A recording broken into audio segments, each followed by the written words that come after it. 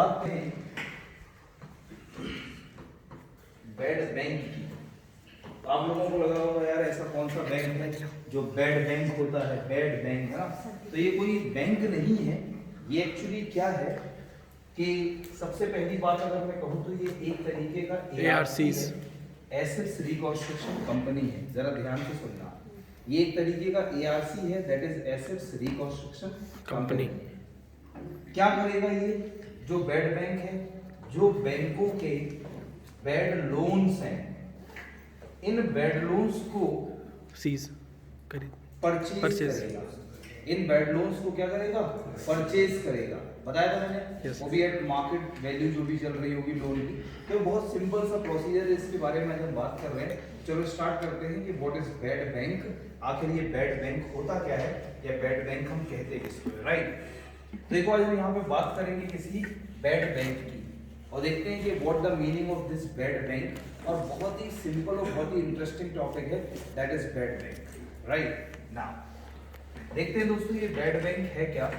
तो सबसे पहली बात, जैसे कि मैंने आपसे कहा कि जो बैड बैंक है वो भी एक तरीके का क्या है, फाइनेंशियल इंस्टीट्यूशन है, वित्तीय संस्थान है। तो देखो जब हम यूपीएससी प्रीलिम्स की बात करते हैं तो ऐसे ही क्वेश्चंस पूछे जाते हैं कि bad bank is a kind of non financial institution.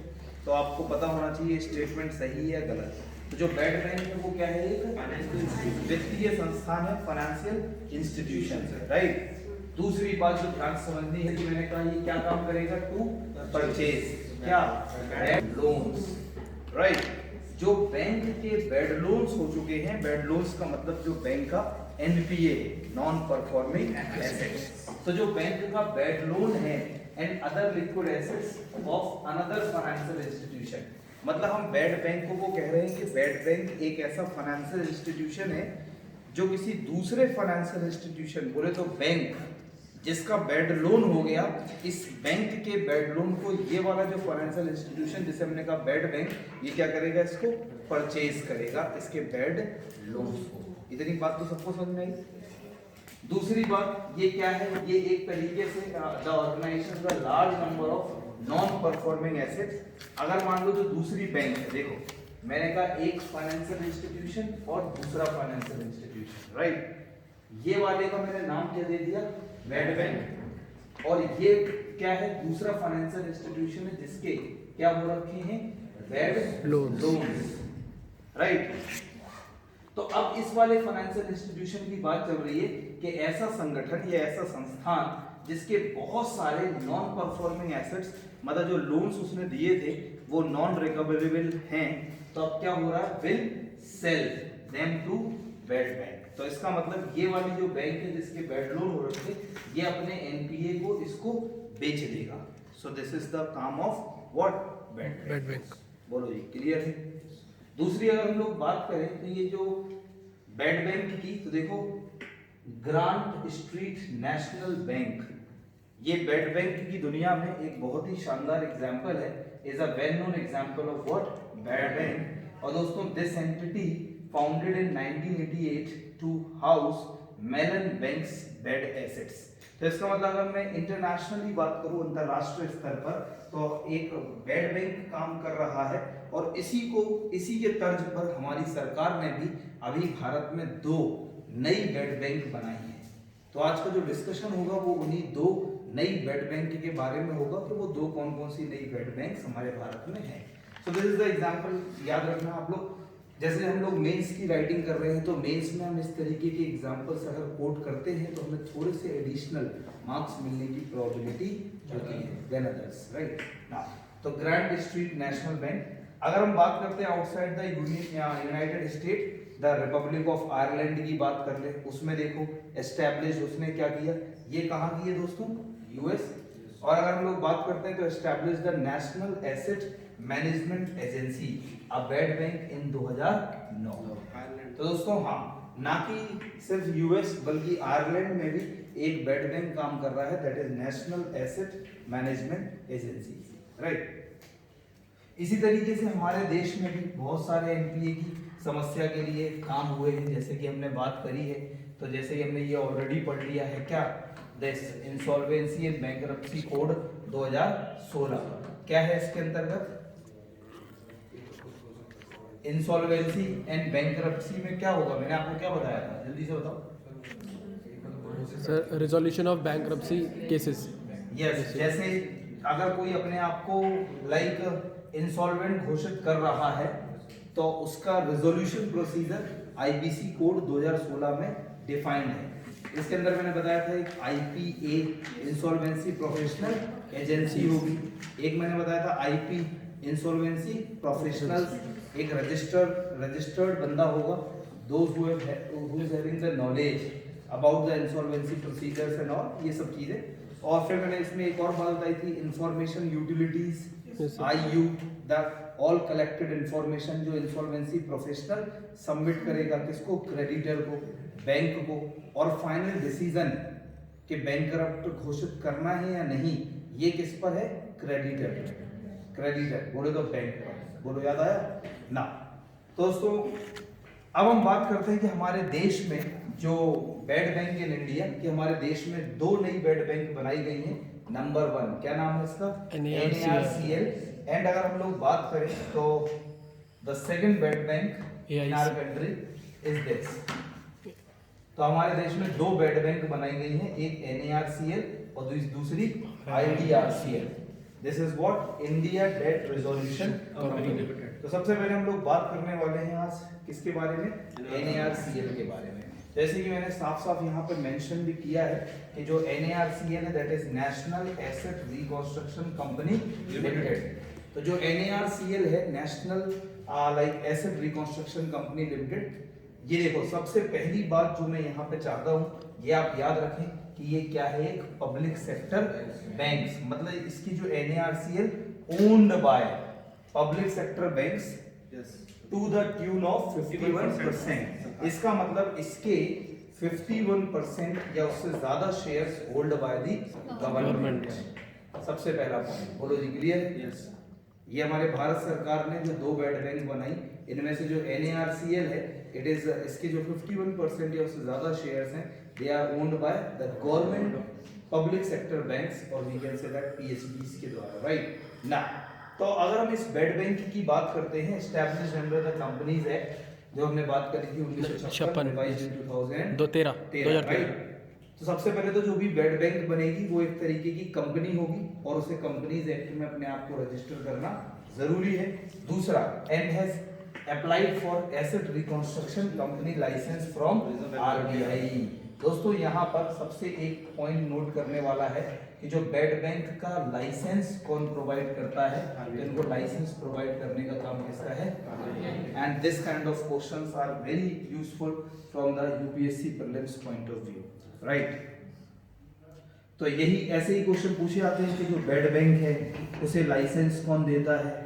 जो बेड बैंक है वो जो NARCL का क्वेश्चन पूछ लिया जा सकता है कि NARCL एक क्या है? तो वो एक तरीके की क्या है? पब्लिक लिमिटेड कंपनी है। आप मान सकते हैं, कम ऑन, यस और नॉट? ना अगर हम बात करते हैं दोस्तों क्या है कि in phases NARCL will buy stressed assets. Stressed assets का मतलब क्या होता है? जल्दी बताओ सर। जिनसे आए वो नहीं आया हुआ है, क्या बोलते हैं सर? इनमें 90 डेज से ज्यादा हुआ है। स्ट्रेस्ड एसेट्स का मैंने बहुत ही बढ़िया NPS फॉर्मूला बताया था आपको, जल्दी बताइए। शाबाश शाबाश। What is stressed assets? Stressed assets क्या होता है जल्दी से बताइए। बहुत ही बढ़िया तरीके से मैंने समझा रखा है। स्ट्रेस्ड एसेट्स क्या होता? NPS non performing assets plus restructure restructured plus written off plus क्या? Written off assets. Written off assets. याद आया? बट्टे खाते वाले। Yes, written off assets. तो इनको बोलते हैं स्ट्रक्चर्ड या स्ट्रेस्ड एसेट्स, जो बैंक का तनाव है, राइट? तो ना कि स्ट्रेस्ड एसेट्स में सिर्फ NPA, अपार्ट ऑफ NPA जो रिस्ट्रक्चर्ड एसेट्स है। रिस्ट्रक्चर्ड एसेट्स क्या होता है? सर जिन लोन को चुकाने पाने के बाद जो एक्स्ट्रा लोन को लेती है सरकार, मतलब बैंक लेती है। एक पॉइंट ये हो गया। दूसरा, इन्होंने बताया कि अगर मान लो कोई एक बैंक है, अगर वो एक लोन को चुकाने के लिए एक दूसरा लोन अवेल कर रही है, नो, और क्या हो सकता है? सर टाइम बढ़ा सकते हो ना कि 5 साल की जगह तुम 7 साल में। रेट ऑफ इंटरेस्ट क्या कर देना? कम कर देना। जैसे कंपनी ने बताया गया कि उसका जो टेन्योर है कार्यकाल लोन का वो क्या करना, बढ़ा देना। Converting a part converting the share like loan into the equity. शाबाश, इतने होशियार हो गए क्या आप लोग? दोस्तों this is called structured assets. बोलो जी, क्लियर है ना? Next is return off assets. ये तो मैंने बताया था कि बैंक अपने एसेट्स को राइट ऑफ कर देते हैं अपनी बैलेंस शीट से, दिखाती नहीं है। यस ना। दोस्तों हम लोग बात कर रहे थे अभी NARCL की, तो यहाँ पे हमें कुछ पॉइंट्स निकल के आ रहे हैं। सबसे पहली बात देखना कि टोटलिंग रफली ₹2 lakh crore from various commercial bank. अब देखो दोस्तों, जब गवर्नमेंट ने ये NARCL की स्थापना करी तो गवर्नमेंट ने कहा कि लगभग जो 2 लाख करोड़ के, ध्यान सुनना ये पॉइंट बहुत इंपॉर्टेंट है, कि लगभग 2 लाख करोड़ के जो NPAs हैं या जो स्ट्रेस्ड एसेट्स हैं उनको NARCL बैंक से खरीदेगी। बोलो क्लियर है? तो जब एक तरीके से जरा ध्यान से समझना, जब NARCL बैंक के बैड लोन्स को परचेज कर रहा है तो वो क्या हो गया, एक तरीके से उसी को हम बोल देते हैं रिटर्न ऑफ की तरीके से। अरे बोलो यस, राइट ऑफ कर दिया ना उसने। अब वो NARCL का काम होगा क्या करने का, जल्दी बताओ? वसूली करने का, वसूलने का। राइट, तो ये आपको याद रखनी है कि NARCL को फर्स्ट फेज में क्या टास्क दिया गया कि कम से कम 2 लाख करोड़ के बैड लोन्स को ये क्या करेगी, बाय करेगा। The NARCL will by bad loans from the bank first, ये तो हो ही गया। It will pay 15% of the agreed price in cash and the rest 85% in security receipts. Right? Security receipts का मतलब है कि एक तरीके से अब सिक्योरिटी इशू करेगा। कल मैंने आप लोगों को बहुत ही शानदार तरीके से एक कॉन्सेप्ट पढ़ाया था, अगर आपको याद हो। रिकैपिटलाइजेशन ऑफ बैंक्स, याद आया? Yes sir. कि पहले गवर्नमेंट क्या करती है, बॉन्ड इशू करती है। बोलो यस। Yes sir. बैंक से पैसा आ जाता है। Yes sir. और उस बॉन्ड को, वही पैसे को इन्फ्यूज कर देती है, बैंक के शेयर्स ले लेती है। बोलो जी यस। तो यहाँ पर ये क्या कह रहे हैं हम कि 15% किस में देगी वो, इन कैश, और बाकी का 85% इन सिक्योरिटी रिसीट्स। मतलब एक तरीके से हम कह सकते हैं कि सिक्योरिटीज के फॉर्म में, बॉन्ड्स वगैरह के फॉर्म में। राइट ना? चलो क्या बेटे, 15%। जैसे मैंने आपके बेड लोन खरीदे, आपका मान लो 2 लाख का बेड लोन था, तो 2 लाख का 15% मैं आपको तुरंत पेमेंट दे दूंगा, और जो बाकी का 85% है वो मैं कोई ना कोई सिक्योरिटी आपको दूंगा। राइट, सिक्योरिटी आपको दूंगा, बाद में वो पैसा रेडी हो जाएगा, है ना? क्योंकि मुझे तो वसूलना है ना लोगों से। पता पड़े, ये सोचो अगर मैंने पूरा का पूरा इकट्ठा आपको 2 लाख रुपए दे दिया, और पता पड़े ये बंदना ये बेड लोन करके बैठी मेरा, और अगर इसने मेरा पूरा पैसा नहीं वापस किया तो मुझे तो लॉस हो जाएगा। बोलो यस ना? तो दोस्तों आगे चलते हैं। ये देखिए दोस्तों, इसके अलावा अगर हम लोग बात करें, the commercial bank will be paid back the reminder when the assets are sold.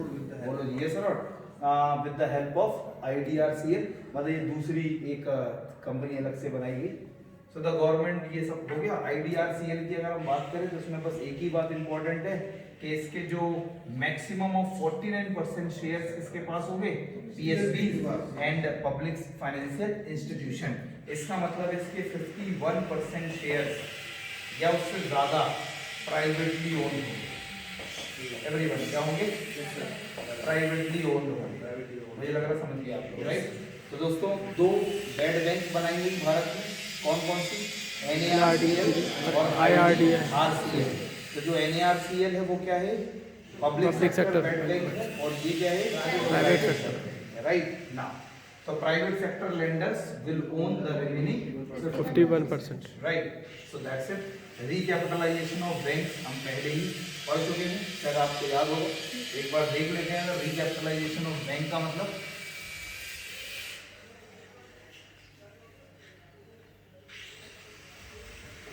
बैंकों का पुनर्पूंजीकरण। तो अगर हम बैंकों का पुनर्पूंजीकरण देखें, रिकैपिटलाइजेशन ऑफ बैंक देखें, तो क्या है, पहले इस कॉन्सेप्ट को समझ लो। जैसे जो गवर्नमेंट रिकैपिटलाइज करती है, ये सिर्फ पब्लिक सेक्टर बैंक्स को करती है, सबसे पहला पॉइंट। ये मत समझना कि गवर्नमेंट रिकैपिटलाइजेशन ऑफ बैंक कर रही है, तो इसका मतलब निजी प्राइवेट बैंक को भी पैसा देगी, तो सिर्फ किसको करेगी? पब्लिक सेक्टर पब्लिक में। Sector bank. बोलो क्लियर है? दूसरी बात, रिकैपिटलाइजेशन का पूरा प्रोसीजर मैं आपको ऑलरेडी पढ़ा चुका हूँ, याद आया? कल ही हमने बात करी थी कि पहले मैं आपको बॉन्ड इशू करूंगा, और बॉन्ड कैसे होंगे वो भी याद करो, issued at discount and redeemed at par. बोलो यस ना? तो यहाँ पे मैंने कुछ लिखा है इस तरह से कि रिकैपिटलाइजेशन ऑफ बैंक का मतलब क्या है? Injecting additional capital. तो दोस्तों जैसे कि कल मैंने एक एग्जांपल दिया था कि मान लो आप लोग के पास जब भी पैसा कम पड़ता है तो आप लोग क्या करते हैं? अपना उधार ले लेते तुम लोग। अबे अपना पैसा पापा से मांगते हैं, कौन ये सुनो? तो ऐसे जब बैंक के पास पैसा, तू तो उधार ही ले लेता होगा ना। दोस्तों अगर मान लो कि अगर बैंक के पास कि एडिशनल पैसा नहीं बचा या बैंक के पास कैपिटल कम हो गया, तो बैंक क्या करेगी इस पैसे का? तो बैंक क्या करेगी? आपने पापा बोले तो आरबीआई, या आरबीआई बोले तो यहाँ गवर्नमेंट, तो बैंक क्या करेगी? गवर्नमेंट से लेगी। तो दिस इज द रिकैपिटलाइजेशन। तो गवर्नमेंट ये क्यों करती है? टू इंजेक्ट, जिससे बैंक के पास कुछ एक्स्ट्रा एडिशनल पैसा पहुंच सके। बोलो यस? इनटू द, देखो साफ साफ लिखा है स्टेट ओन्ड बैंक्स, मतलब कभी भी ये मत समझना कि रिकैपिटलाइजेशन में प्राइवेट बैंक्स को भी पैसा मिलता होगा। कौन ये सुना? To bring them up to a capital adequacy standards. दोस्तों ये एक नया वर्ड आया अभी, कैपिटल एडिक्वेसी स्टैंडर्ड। अब ये कैपिटल एडिक्वेसी स्टैंडर्ड क्या होता है, ये अभी मैं थोड़ी देर बाद बेसिल नॉर्म्स में बताऊंगा। कमान यस और नॉट? जब भी हम बात करेंगे बेसिल नॉर्म्स, राइट? तो दोस्तों अगर हम लोग बात करें, अभी थोड़ी देर में बताते हैं आपको इसको, it entails injecting more capital into the state owned bank। अगर मान लो गवर्नमेंट क्या कर रही है? बैंक को पुनर्पूंजीकरण कर रही है, तो डेफिनेटली बैंक के पास पैसा क्या होगा? ज्यादा आएगा। बस अभी के लिए सुनना है सिर्फ, जिससे बैंक मेंटेन कर पाए अपना कैपिटल एडिक्वेसी रेशियो कितने परसेंट का? 12%, राइट? तो दोस्तों ये कैपिटल एडिक्वेसी रेशियो क्या है?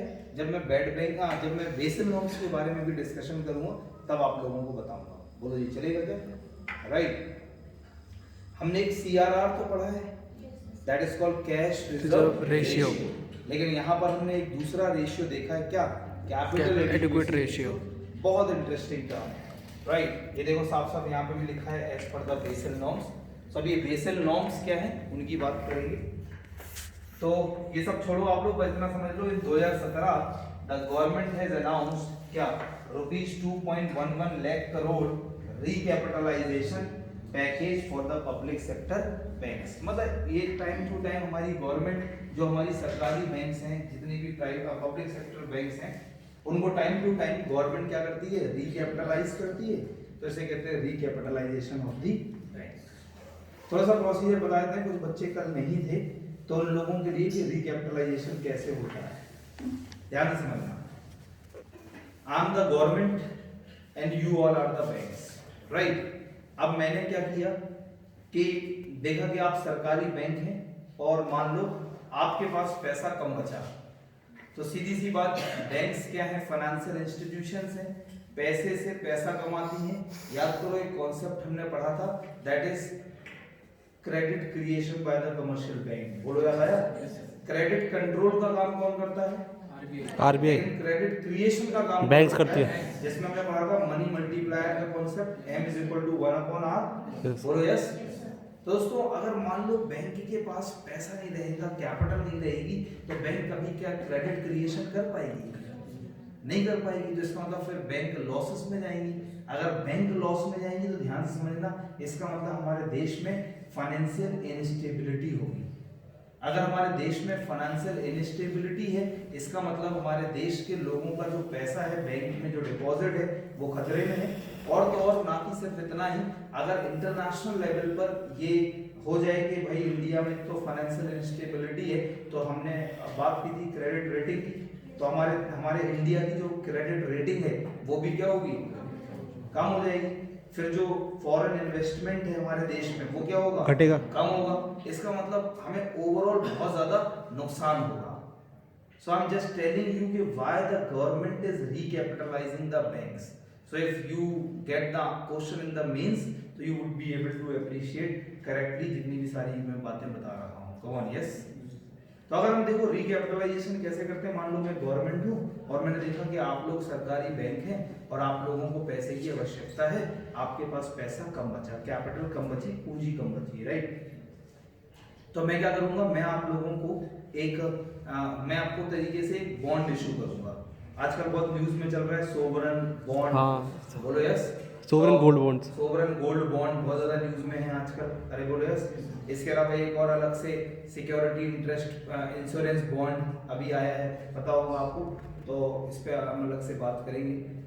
तो इसी के अलावा अगर मैं बात करूं कि मान लो मैंने आप बॉन्ड इशू किया, वो भी issued at discount and redeemed at par, जैसे जो होते हैं जिन्हें हम लोग लाइक डिस्काउंटेड बॉन्ड कहते हैं, या उनको हमने एक नाम से और दिया था सोवरन बॉन्ड भी बोलते हैं. जब भी याद रखना, जब भी आप लोग सुनोगे गवर्नमेंट का बॉन्ड, तो चाहे हम गवर्नमेंट बॉन्ड बोले या सोवरन बॉन्ड बोले, दोनों बातें क्या है, सेम है, राइट. तो दोस्तों अब क्या हुआ कि मान लो कि अब मुझे आपको पैसा देना है, तो ध्यान से समझना, अगर मैं आप लोगों को पैसा दूंगा, तो अगर सिंपली मैंने अपने अकाउंट से पैसा उठाया और आप लोगों को दे दिया, तो फिर गवर्नमेंट को भी एडिशनल बजट चाहिए पैसा देने के लिए, गवर्नमेंट के पास भी तो बजट चाहिए. लेकिन बहुत स्मार्टली गवर्नमेंट क्या करती, गवर्नमेंट ने एक बॉन्ड इशू किया, राइट. मान लेते हैं 2000 करोड़ का, बोलो जी clear, and the bond is issued at a discount है, राइट. और इसी को हमने एक नाम दिया था, याद करो आप लोग, zero coupon bond. Yes yes. Zero coupon bond मतलब वे बॉन्ड जो गवर्नमेंट इशू करे और इशूड एट डिस्काउंट और बाद में रिडीम्ड एट पार. बोलो याद आया. तो दोस्तों अगर मान लो मैंने एक जीरो कूपन बॉन्ड आपको इशू कर दिया, आप 2000 करोड़ रुपए का, और आपसे कहा आप एक काम करो, सिर्फ 18,000 करोड़ रुपए दो, बोलो जी यस. तो आपने एक बॉन्ड में पैसा इन्वेस्ट कर दिया, बैंक का तो काम ही है ना, बैंक का तो काम ही है इन्वेस्टमेंट. तो आपने 18,000 करोड़ रुपए गवर्नमेंट को दे दिए, बोलो क्लियर. अब गवर्नमेंट ने क्या किया, गवर्नमेंट ने वो 18,000 करोड़ रुपए लिए और वापस आप लोगों को ही दे दिए, और आप लोगों के शेयर्स खरीद लिए. आप लोगों की सरकारी बैंक्स के क्या शेयर्स खरीद लिए. तो अब आप लोगों को वापस गवर्नमेंट को तो वो 18,000 करोड़ नहीं देने. अरे बोलो यस. तो आपके पास कैपिटल इन्फ्यूज हो गई कितने की, 18,000 करोड़ की. और जब वो बॉन्ड मैच्योर होगा तो मैं आपको 2,000 करोड़ रुपए और दूंगा, बोलो जी सही बात है. So this is called the recapitalisation of banks. So this is called recapitalisation, दोबारा से कैपिटल देना बैंक को. So this is the way by which जो गवर्नमेंट है वो जब बैंक के पास पैसा कम बचता है और बैंकों को पैसा इन्फ्यूज करना होता है, तो गवर्नमेंट रिकैपिटलाइजेशन या लाइक इस तरीके से कर लेती है. बोलो जी सही है ना. तो दोस्तों हम लोग बात कर रहे हैं यहाँ पर कि क्या क्या हमारे देश में एनपीए की प्रॉब्लम्स के सॉल्यूशंस अवेलेबल हैं. तो हम लोग ने बहुत सारी बातें करी, डीआरटी, डेट रिकवरी ट्रिब्यूनल, लोक अदालत, विलफुल डिफॉल्टर्स पर काम, आईबीसी, बोलो याद आया. कल हमने बात की थी सारफेसी एक्ट की, आज हमने बात करी क्या, बैड बैंक. इसके अलावा एक और बहुत शानदार टॉपिक है, एंड दैट इज क्या, बेसिल. नो भाई, बेसिल नॉर्म्स हम बाद में आएंगे. That is this prompt corrective action. This is PCA. Now what is PCA, ध्यान समझना. ये प्रॉम्प्ट करेक्टिव एक्शन क्या होता है, पीसीए का मतलब क्या है. देखो अगर मैं अपनी खुद की भाषा में आप लोगों को पीसीए का मतलब बताऊं, प्रॉम्प्ट करेक्टिव एक्शन, तो देसी भाषा में हम ऐसे कहेंगे, जब बच्चा ज्यादा बिगड़ता है तो फिर पिताजी क्या करते हैं, पिटाई लगाते, कान ऐंठते. अरे बोलो यार, सौरभ के पिटाई लगाते है ना. तो किसी के कान ऐंठते, किसी के जूते मारते. अरे बोलो यार. और मम्मियाँ क्या चप्पल मारती, तो ऐसे ही कुछ दोस्तों, या चाटे लगाती, बचपन की बात है. और जब और ज्यादा बिगड़ रहे होते तो क्या करते, दरवाजे में घर के अंदर बंद कर देते. जब उन्हें चांस होता शायद तुम किसी को लेके जा छोड़ सकते हो, समझ गया, तो तुम्हें अलग कमरे में, उसे उसके पेरेंट्स ने अलग कमरे में बंद कर दिया. कमॉन, ऐसे ही कुछ होता है. तो दोस्तों इसी तरीके से जब बैंक्स बिगड़ रही हैं, बिगड़ने का मतलब तुम ये मत समझना क्या कर रही है। तो बैंक्स बिगड़ रही हैं, इसका मतलब बैंक के पास कैपिटल नहीं बची। बैंक ने जो एनपीए, सोचो लाइक इमेजिन करो कि अगर बैंकों ने बहुत सारा पैसा लोन दिया और सारे लोग विजय माल्या बन जाएंगे, नीरव मोदी बन जाए, नीरव मोदी, मेहुल चौकसी, कम ऑन यस, तो क्या होगा? कंगाल इसका है। मतलब बैंक बिगड़ जाएंगे। अरे बोलो यस। तो फिर आरबीआई क्या करेगा? बैंकों के कान ऐठेगा और बैंकों से कहेगा सुनो, आज से जो मैं कहूंगा तुम वही करोगे। यही बोलते घर वाले भी। यही बोलते पिताजी कि आज से जितने बजे बोलूंगा उतनी बजे उठेगा, जितने बजे बोलूंगा उतने बजे सोएगा और मोबाइल बिल्कुल बंद। कम ऑन यस। तो ऐसे ही आरबीआई ने बैंक से कहा सुनो जी, अब तुम किसी को भी लोन नहीं दोगे, point number 1। Come on yes. अब तुम ये काम करोगे, मान लो जो डिपॉजिट आएगा वो इतना लोगे, विड्रॉल लिमिटेड होगा। मतलब ऐसा नहीं कि कोई आया 4 लाख रुपए लेने, तुमने तुरंत उठा के दे दिया। मतलब अब क्या होगा, जब भी अगर कोई बैंक जब बर्बाद हो रही है, बिल्कुल लास्ट स्टेज में मान लो, तो क्या लगता है आरबीआई को कि ये बैंक बिल्कुल लॉस में जाने वाली है, तब आरबीआई उस बैंक का पीसीए करता है। So this is called prompt corrective action. तो इसमें क्या है, RBI set the different guidelines for those banks which are suffering from heavy losses, ये जिनका एनपीए बहुत ज्यादा हो गया। मतलब in PCA what the RBI is doing, RBI is simply putting some restrictions on the working of the bank, कि जो bank के कार्य हैं उनमें कुछ ना कुछ restrictions लगाएंगी, उनकी कुछ ना कुछ ऐसा करेंगी जिससे बैंक्स की लिक्विडिटी बढ़ सके, जिससे बैंक के फर्दर लॉसेस का चांस कम हो जाए। So this is called PCA. बोलो जी क्लियर? Yes. तो दोस्तों टाइम टू टाइम जैसे आप लोगों ने सुना होगा कि लाइक वो महाराष्ट्र की एक कोऑपरेटिव बैंक थी, दैट इज पीएमसी। अरे बोलो यस। पीछे हमने देखा था यस बैंक, यस बैंक है ना, इसका भी पीसीए। तो इस तरीके से टाइम टू टाइम अगर जब भी आरबीआई को लगता है कि यार इस बैंक की बैलेंस शीट गड़बड़ा रही है, तो उस बैंक को अंडर द पीसीए ले लेती है और उसमें सारे रेस्ट्रिक्शंस लगाती है, उनके काम को कंट्रोल करने की कोशिश करती है। बोलो क्लियर? Yes. देखना दोस्तों, अगर पीसीए की बात करें तो आरबीआई यूजेस पीसीए फ्रेमवर्क। देखो साफ साफ मैंने लिखा है क्या, to keep track of banks with poor financial performance, right. वे बैंकें जिनकी जो वित्तीय परफॉर्मेंस है वो बहुत खराब है, तो उन बैंक को ट्रैक पे लाने के लिए, जिन बैंक की गाड़ी ट्रैक से उतर गई, बोलो क्लियर, तो उनको ट्रैक पे वापस लाने के लिए पीसीए का काम होता है। The PCA framework was introduced by RBI in 2002, ये आपको याद रखना है, as a structured early intervention mechanism। देखो साफ साफ क्या लिखा है यहाँ पे, early intervention mechanism। बोलो यस। पिताजी को शक हो गया कि ये लेके उड़ सकता है किसी को तो फिर दोनों के पेरेंट्स ने कमरे में बंद कर दिया। बोलो चलेगा क्या? हाँ, so this is called early intervention mechanism। कुछ कांड होने से पहले ही सतर्कता बढ़ाई जाती है। Crime petrol. इसके अलावा अगर मैं बात करूं for bank that have become under capitalised, देखो क्या अंडर कैपिटलाइज्ड, पूंजी नहीं बची यार बैंक के पास। यहाँ हम लोग बात कर रहे थे कि कैपिटल एडिक्वेसी रेशियो 12%। क्या होता है थोड़ी देर में बताएंगे कि हर बैंक के पास कम से कम इतना तो कैपिटल एडिक्वेसी रेशियो होना चाहिए, लेकिन इवन वो तो छोड़ो, बैंक अंडर कैपिटलाइज्ड होगी, पैसा ही नहीं, राइट। पैसे ही नहीं बचे, अंडर कैपिटलाइज कब होंगी? जब बैंक ने बहुत सारा पैसा कहीं इन्वेस्ट कर दिया लोन और वहां से रिटर्न नहीं आया, मतलब एनपीए सो कॉल्ड दोस्तों, और fragile due to a loss of profitability. Come on yes, कि प्रॉफिटेबिलिटी भी कम होगी। सो इसका पीसीए का उद्देश्य क्या है? To address the issue of NPA in the Indian banking system. तो मुझे लग रहा है पीसीए